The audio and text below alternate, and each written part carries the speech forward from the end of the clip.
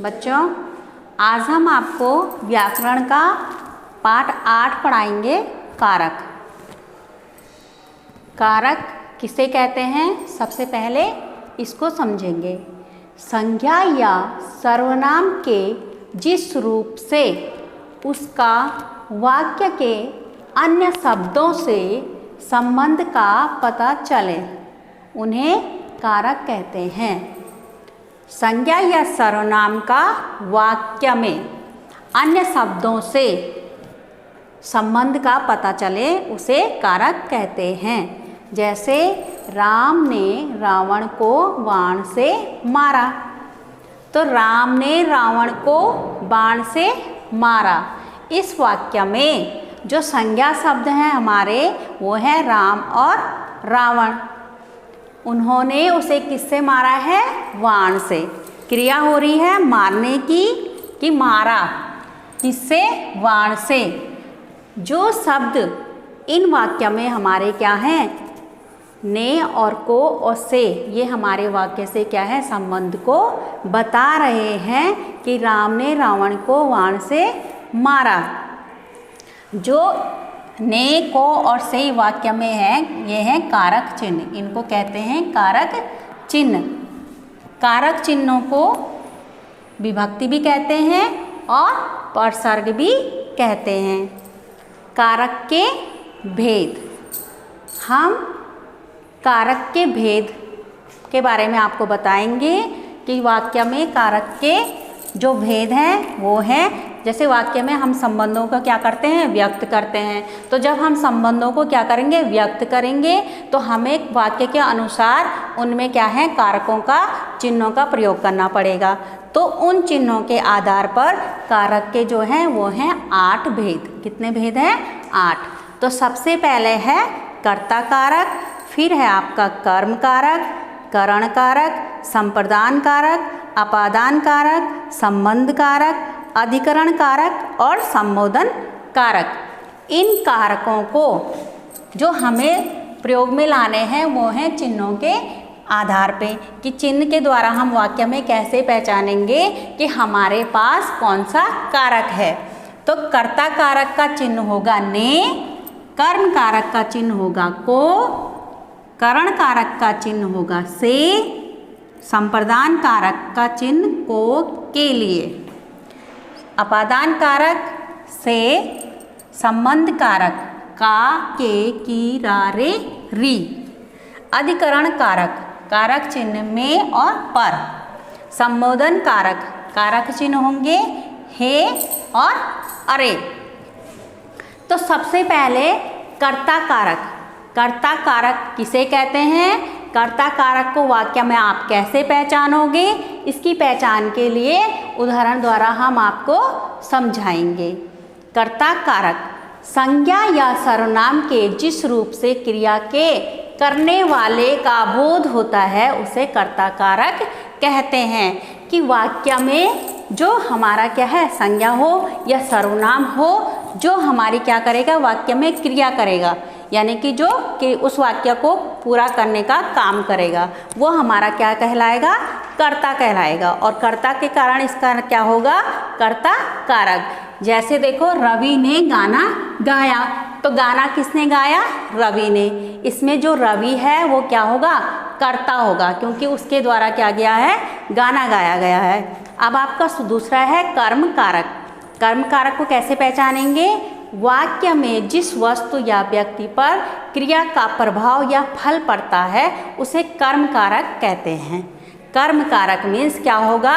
कि कर्ता जिस कार्य को करेगा उसका फल जिस पे पड़ेगा, कि वह किसके लिए कार्य कर रहा है, उसको क्या कहेंगे? कर्म कारक। जैसे देखो, अध्यापक ने बच्चों को पढ़ाया। अध्यापक क्या है? कर्ता है।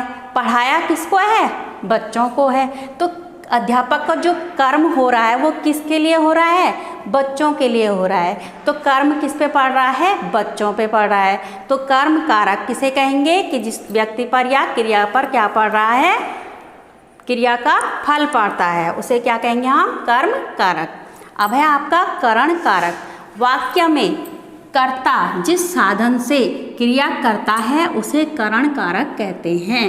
कि जिसमें हम क्या करेंगे, कर्ता क्या है, जैसे वाक्य में हमें पूरा करना है वाक्य को, तो हमें उसको क्या करते हैं, क्रिया को करने के लिए जिस चीज़ की हमें क्या होती है, वस्तु से, जिससे किसी की चीज़ का हम उसमें प्रयोग करेंगे, किसी भी वस्तु से किसी के द्वारा किया गया कार्य है, वो हमारा क्या हो जाएगा, करण कारक। जैसे क्या है, रिया पेन से लिख रही है, तो रिया लिख रही है, लेकिन वो लिख किससे रही है, पेन से, तो उसे लिखने के लिए किसकी सहायता चाहिए, पेन की। तो इसमें हम क्या करेंगे, उसको क्या कहते हैं, करण कारक, जिसके द्वारा क्या होगा, जिससे हम क्या है, किसी साधन से उसका पूरा कर रहे हैं। अब है आपका संप्रदान कारक। वाक्य में कर्ता जिसके लिए कोई क्रिया करता है, कर्ता क्या करता है, जिसके लिए कोई क्रिया करेगा या जिसको कुछ देता है, उसे संप्रदान कारक कहते हैं। हमने क्या कहा कि कर्ता जिसके लिए क्या करेगा, कोई क्रिया को करेगा या जिसको कुछ चीज़ देगा, तो वो क्या होगा, हमारा संप्रदान। जैसे देखो, माता ने विवेक को खाना खिलाया, तो माता ने विवेक को क्या किया, खाना खिलाया, तो कर्ता क्या है, माता है, और उसने खाना किसे खिलाया, विवेक को खिलाया, तो वो मतलब संप्रदान, मतलब किसी को कुछ दे रहा है, तो वो विवेक को क्या दे रहा है, खाना दे रहा है। तो हमारा जो देने का कार्य होगा वो हमारा किस में आएगा, संप्रदान कारक के अंतर्गत। बच्चों, अब है आपका अपादान कारक। अपादान कारक जिस शब्द से किसी वस्तु या व्यक्ति के अलग होने का बोध हो उसे अपादान कारक कहते हैं। जैसे पेड़ से पत्ता गिरा, पेड़ से पत्ता गिरा, तो पेड़ से क्या अलग हो रहा है, पत्ता, तो यहाँ पे अलग होने के जो काम हो रहा है उसमें हम क्या करेंगे, अपादान कारक। इससे पहले हमने जो से है कारक चिन्ह का यूज किया था, उसमें क्या करा था हमने, करण कारक। तो करण कारक में क्या है, उसमें जो से कारक चिन्ह लगा हुआ है वह क्या है, साधन के रूप में किया गया है। यहाँ पे हमने पेड़ से अलग होने का काम कर रहे हैं, तो जहाँ पे हम साधन का प्रयोग करेंगे वाक्य में, वहाँ पे होगा करण कारक, और जहाँ पर अलग होने का काम होगा वहाँ पे होगा आपका अपादान कारक। अब है आपका संबंध कारक। जिस शब्द से संज्ञा या सर्वनाम का संबंध वाक्य में आए हुए अन्य संज्ञा शब्द से प्रकट होता है उसे कहते हैं संबंध कारक। यहाँ पे देखिए, यह मदन की गाड़ी है, यहाँ पे आपका संज्ञा है मदन और वह दूसरे संज्ञा शब्द गाड़ी, इनका क्या कर रहा है, संबंध को व्यक्त कर रहा है कि यह क्या है, मदन की गाड़ी है। अब है आपका अधिकरण कारक। संज्ञा या सर्वनाम के जिस रूप से क्रिया का आधार ज्ञात होता है अधिकरण कारक कहते हैं। संज्ञा या सर्वनाम का जिस रूप में क्रिया का क्या होगा, काल का पता चलेगा कि वह क्रिया क्या है, किस काल में की गई है, किस स्थान में हो रही है, तो हमें क्या होगा, उससे अधिकरण कारक का बोध होगा। जैसे घड़ी मेज पर रखी है, तो घड़ी क्या है, मेज पर, स्थान का क्या हो रहा है, यहाँ पे हमें पता चल रहा है कि मेज में क्या है, घड़ी है, तो यहाँ पे हमारे पास क्या आया, स्थान आया, तो हमें क्या पता चल रहा है कि यहाँ पे क्या है, अधिकरण कारक। अब है आपका संबोधन कारक। संज्ञा का वह रूप जिससे किसी को पुकारा, बुलाया या सावधान किया जाता है संबोधन कारक कहलाता है। कि हम किसी को क्या कर रहे हैं, संबोधित कर रहे हैं, कि हमें क्या है, संबोधन जो कारक है उसका क्या होगा, बोध होगा। जैसे हे ईश्वर रक्षा करना, तो हम यहाँ पे क्या कर रहे हैं, ईश्वर को क्या कर रहे हैं, संबोधित कर रहे हैं कि हे ईश्वर हमारी रक्षा करना।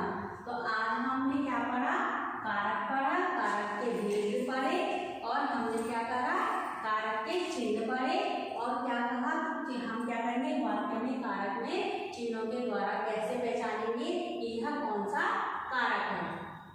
धन्यवाद।